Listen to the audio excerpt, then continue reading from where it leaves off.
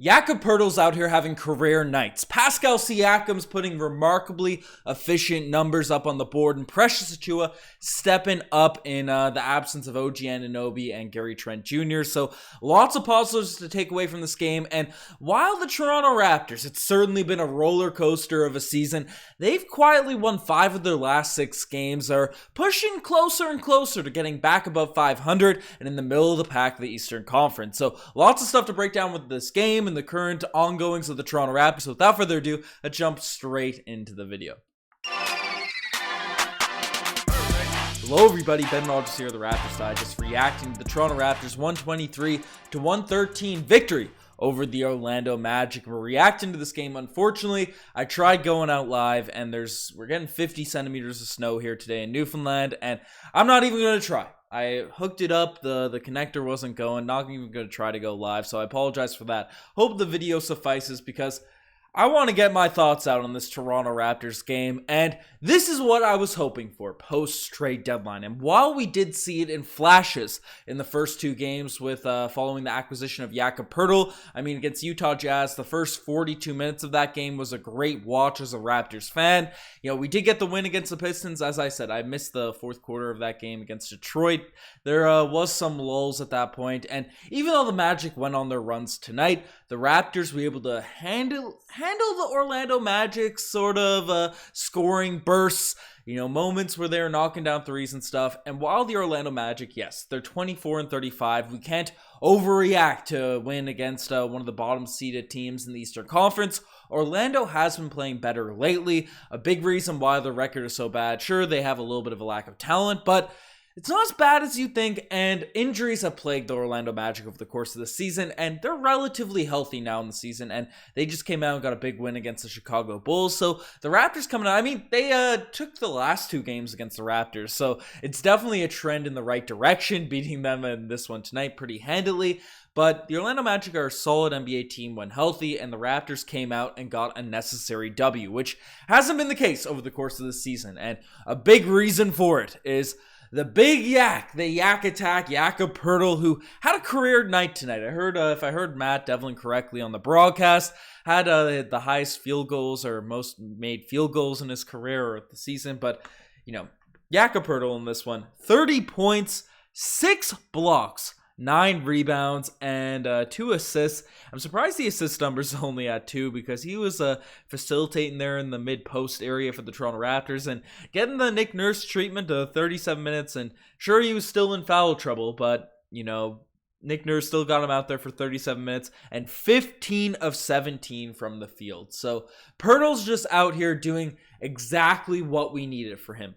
Playing the center position, 6 blocks, being a rim protector, and while there were moments where he was burnt a little bit trying to guard around the perimeter because we do run those trapping schemes, he doesn't seem to have quickly or hedge those screens as well as Marc Gasol hasn't integrated that skill into his game just yet. His rim protection and just coming in when guys like Fred VanVleet, when guys just around the wing, Scotty Barnes, taking guys like Jalen Suggs, who did have a pretty solid game for the Orlando Magic, but when they're out there making their drives, the Raptors have been getting blown by a lot over the season. A part of it's just the lack of on-ball defense from some of our perimeter defenders, but some of it is our schemes, right? We're purposely aggressive.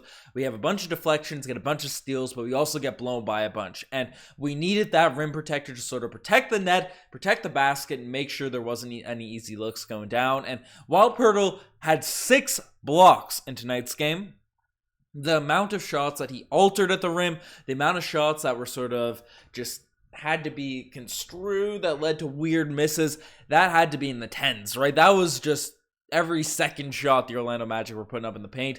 It was when Poeltl was out there on the court, you can see his mobility, you can see what he does underneath the rim. Again, not the greatest of, flashing up high. He was getting a little bit burnt around the perimeter when he was out on the top, but when he's in that paint, he's mobile around the basket, right? He positions himself really well, and he's not known as like the most elite shot blocker in the NBA because he's not the craziest guy in terms of having a 50-inch vertical or something like that, insanely long arms, but he is athletic. He does have, that frame, that 7-foot size frame to get in front of defenders that are driving the rim. He's not afraid to put his body on the line. So shout out to Big Jakob Poeltl. This is exactly what we were hoping from him when he was acquired by the Toronto Raptors in this one. And didn't get to the free throw line, but didn't miss any free throws. That's a big one question that Raptors fans have had with Big Yak. And will he be able to stay on the court at end of games because he could get fouled and miss his free throws? Well, this is not a close game, a game that's within 1-2 points at the end, but, they weren't hack-a-yakking. So we'll have to keep our eye out on that. But shout out to Jakob Poeltl, man. This was an amazing performance for him.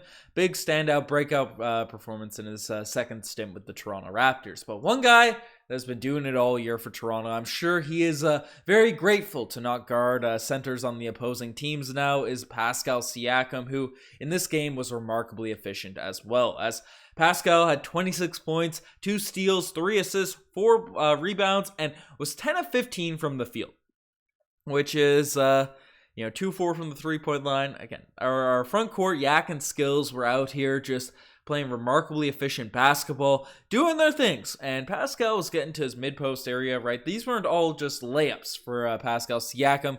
He was getting to his spots in the mid-range, shooting over whatever defender the Orlando Magic threw onto him. And they threw a lot of different coverages. And they got some bigs out there in Paolo, Wendell Carter, right? Wagner, Bol, right? Lots of dudes. Okiki, right? They have a lot of guys they can throw out on the bigs of the Toronto Raptors. Some long, wiry guys. And Pascal really did his thing out there. Was not phased, was not stopped. And I know what people might be saying. Usually, I'm used to reacting to these with the live streams in the back, but we're overreacting, maybe overreacting in a game against the Orlando Magic. These are the games the Raptors have been dropping this season. These are the games we haven't had like a comfortable, nice W. And sure, it was close at moments throughout this game. Fourth quarter comes, you want to be able to close it out. And Pascal Siakam, the ball in the hands, did well. Right, Jakob Poeltl had some clutch finishes late. And it's just nice to have our front court being effective out there. And obviously Pascal's been doing it all season, but have a running mate with him out there is a great thing to see. And I don't even know if Pascal's considered the front court, I guess small forward, power forward and stuff, because Precious Achiuwa has been he's the power forward. They got listed 2 power forwards out there in the ESPN box score, but Precious again tonight, 11 points, 13 rebounds, only took 7 shots in this one, but I thought defensively had a solid, like the Raptors, the defense wasn't amazing overall. Like, there was a lot of cleanup being done by the bigs and help side penetration, right? Getting some blocks, getting some tests by either Yak, Precious. Siakam doesn't have any blocks in this game, but I thought he did a decent job sort of rotating over. Scotty and Fred VanVleet were getting blown by a little bit. Flynn at times were getting drove to the rim. So we got to clean up that dribble penetration, but Precious Achiuwa on the backside of the defense, even though he's not playing the center position right now, the way he can sort of rotate over and have an impact on that end, it's very great to see. Getting rebounds, scoring in the front court, you love to see it from Precious. Also knocked down a 3 in this one, but tonight, got to give a little award. Haven't given out in a little while, but the Scotty Barnes Award. It's going to the guy that was the best second-year player in this game. The best second-year player, because I've seen a lot of people say, hey, Franz Wagner, he's better than Scotty. The Raptors made a mistake drafting Scotty over Franz. Well, Scotty, even though he wasn't the most efficient of games, 6 of 15 from the field, 17 points, 6 assists, 6 rebounds, and 2 blocks, 1 steal. Outplayed Franz, and I always love to see it. The last time the Raptors played the Orlando Magic, I think Franz Wagner got the Scotty Barnes Award, and that's a frustrating game when Scotty's not getting it, and a guy that I'm notoriously against because he's the rival of Scotty Barnes in those NBA media circles, they're getting it over Scotty. But I thought tonight he came out, did his thing, was facilitating for others, and the ball movement does look a lot better for the Toronto Raptors at this point right now, and Scotty's a big part of it. But one dude that does deserve some credit, that I know a lot of people don't like giving his flowers to or giving credit to or anything like that, showing love, is Fred VanVleet, who tonight, 10 points, 3 of 12, missed some shots. I thought the shots that he took, though, in this one, sure, there was a couple of them that were contested. I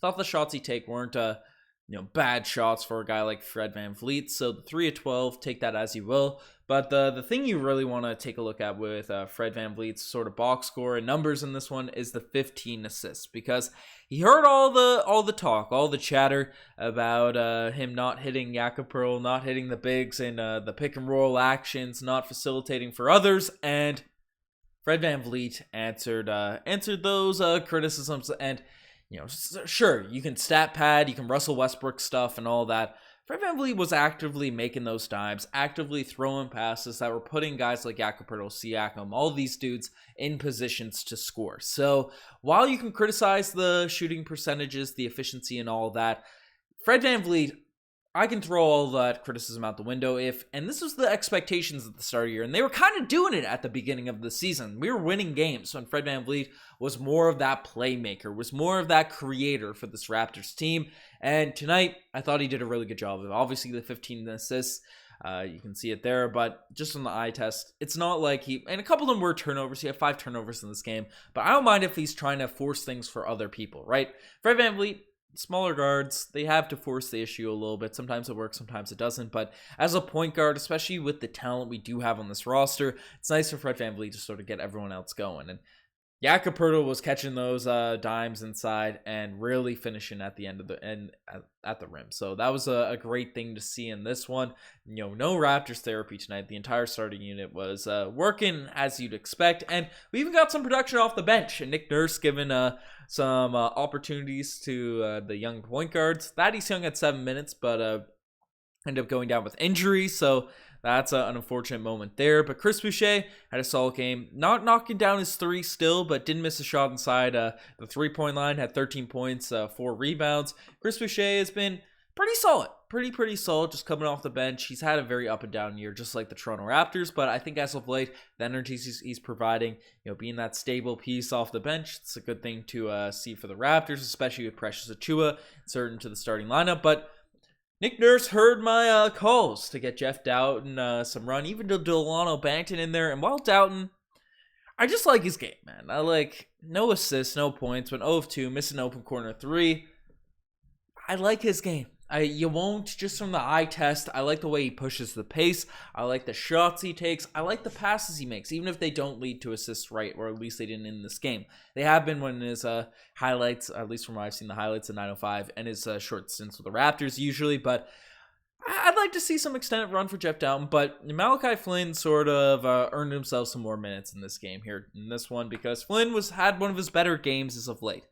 10 points, 1 assist, 2 rebounds, right? 3-4 from the field, but had a couple nice drives, even if they didn't end up in finishes. He did have a couple finishes, but he had one really nice and one in the first half of this game. But Malachi Flynn just attacking the rim, and any youth coach will tell you, right? The most effective way to either create shots for yourself or other teammates is to get those paint touches. Get a foot in the key and either kick it out, make the defense collapse and facilitate for others, or they don't collapse, there's lanes there, then you take the bucket for yourself. And I thought Malachi Flynn made a concerted effort to sort of get into that paint, wasn't being too passive and all that. Did get blown by a little bit in turn on the defensive end at moments in this outing there tonight, but I was impressed with Malachi Flynn's performance.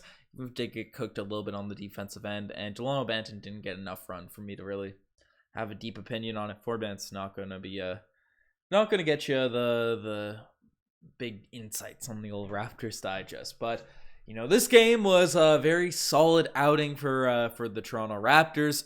Hoping big OGs. I got all the segments all out of order these days, but the OGs moment of the night's definitely going to Thad Young because.